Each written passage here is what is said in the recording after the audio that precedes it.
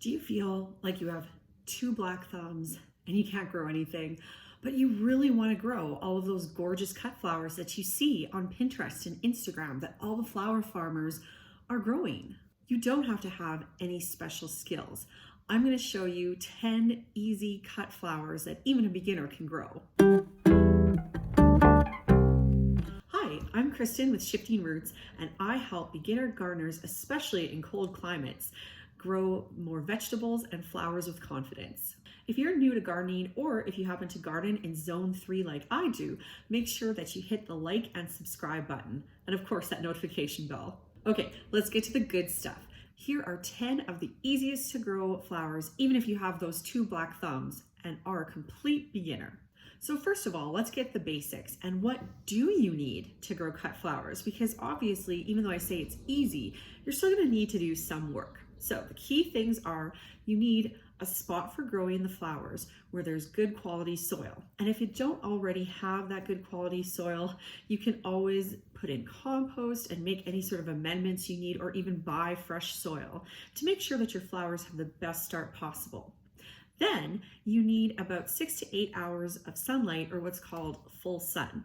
8 hours is better, and if you have more, great. All of the flowers I'm going to list today are flowers that do best in full sun.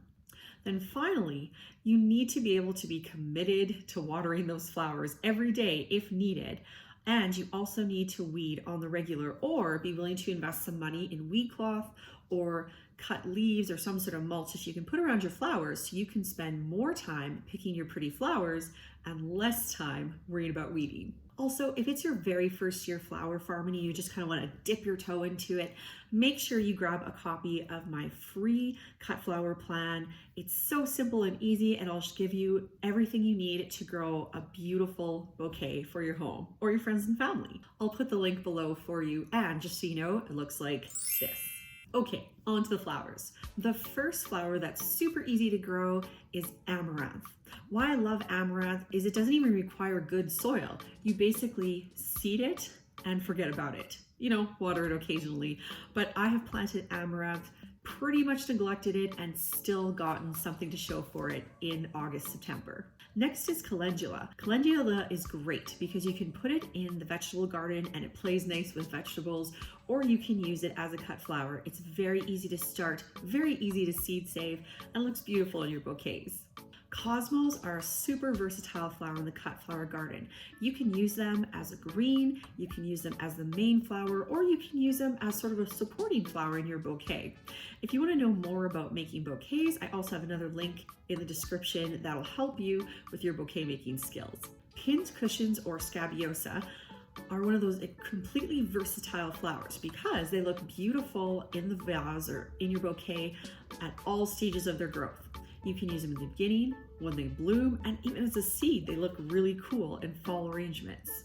Speaking of fall, I absolutely love Rudbeckia. They're long-lasting flowers, really easy to start. You can even find them as perennials if you have the space and are willing to invest in a bit of a perennial cut flower garden as well. Snapdragons are the backbone of any cut flower garden. They are beautiful and spiky. They come in so many different types of colors and different varieties.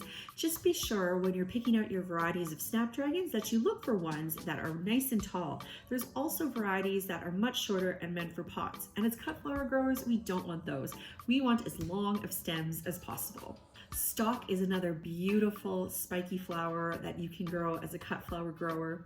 I really like stock because it is so easy to start. It's one of the easiest flowers to harden off. It's frost tolerant. The only unfortunate thing is you won't get multiple blooms from it. You only get your one stalk of flower, you cut it off, and it doesn't grow back. Straw flowers are an absolute must in the cut flower garden. They're, again, very easy to start. They look great. They're cut and come again flowers, and they just keep blooming and blooming. You can even then dry them, and they're also easy to seed save. Sunflowers are an absolute fall staple. They're big and beautiful. They steal the show, and you don't even have to seed start them. You can direct sow them in your garden. There's so many different shades to choose from. The yellow that we all know, oranges, reds, plums, whites. The varieties are endless. And finally, we come to my personal favorite of all the cut flowers, Zinnias. There's so many different varieties of zinnias that you can plant. The Zinderella series, you can do the Palm series, Oklahoma, Bernery's Giant. There's so many to pick from, different colors, and they're just an absolute staple in your bouquets, and they really make them sing. Zinnias are also a cut and come again flower, so the more you cut them, the more they bloom. If you need help putting your cut flower garden all together, I've made this incredible resource, an ebook that's called Cut Flowers Made Simple. I take all the stress and confusion out of cut flower gardening. I'll tell you when to start your seeds, how to start them, which ones need to be started, and what ingredients you need in your cut flower garden so that you have the best bouquets possible. It looks like this, and I'll put the link in the description for you. Growing cut flowers doesn't have to be some impossible sort of goal that's only for other people. Complete beginners can do it, and you definitely can succeed. If you are worried that you live in too cold of a place, don't worry about it at all. I'm in zone 3. I have a short growing season, only about 90 to 100 days. So if I can do it, you can do it too. I also have people who have purchased my Cut Flowers Made Simple program, and they range in all zones from zone 2 to zone 8, and everybody has had success with it. My website, Shifting Roots, has a ton of resources about cut flowers and cut flower growing. I'll put some links in the description for you to head you in the right direction, but I hope you'll head on over there for more information. After you do that, let's watch some more videos about cut flower farming. Thanks so much for watching. Bye!